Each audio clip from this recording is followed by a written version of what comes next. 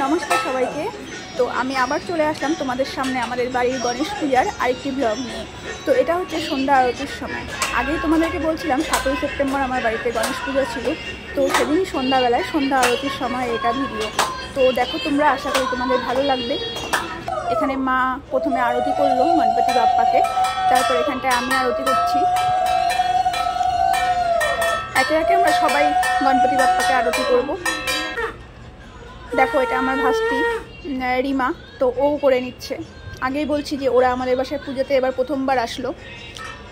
তারপর এখানটা এটা আমার বড় মাসিও গণপতি বাপ্পাকে আরতি করে নিচ্ছে।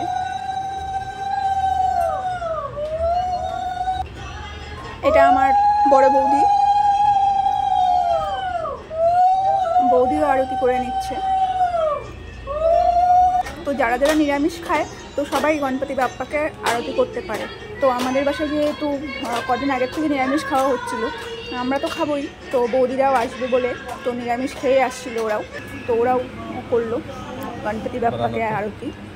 আর এখন এই পঞ্চপ্রদীপ যে জ্বালানো হচ্ছিল সেটা শিখাটা আমরা সবাই মাথায় নিয়ে নিলাম। তো আমি সবাইকে দিয়ে দিচ্ছি, তোমরাও সবাই নিয়ে নাও গণপতি বাপ্পার আশীর্বাদ। আমাদের বাড়িতে প্রতি বছর যেদিন গণেশ পূজা হয় সেদিনই সবাইকে প্রসাদ খাওয়ানো হয়। তো এবার একটু নিয়মটা পাল্টানো হলো, কারণ পরের দিন ছিল আমার ভাস্তার জন্মদিন। তো সেই উপলক্ষে যেহেতু ওরা আসতে পারে নাই, ভাস্তার পরীক্ষা এই টাইমটাই পরীক্ষা থাকে, আগেরবার তবুও আসতে পারছিল, কিন্তু এবার আসতে পারলো না পরীক্ষার জন্য।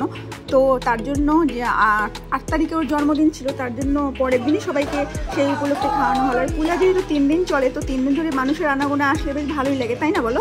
তো তার জন্য আমরা এবার 7 তারিখে পূজা হলো, আর 8 তারিখে আমরা সবাইকে প্রসাদ খাওয়ালাম। তো দেখো এখানটায় সন্ধ্যা আরতির পরে গণপতি বাপ্পাকেও শয়ন দিয়ে আমরা এখানটায় সবাই মিলে বসে চা খাচ্ছি আর গল্প করছি। তো এই দেখো সবাই কি সুন্দর মজা করে যাচ্ছি আমরা। আর তাহলে আজকের ব্লগটা আমি এখানেই শেষ করছি, আবার পরবর্তী ব্লগ দিয়ে তোমাদের সামনে খুব তাড়াতাড়ি আসবো। গণপতি বাপ্পা মোরিয়া।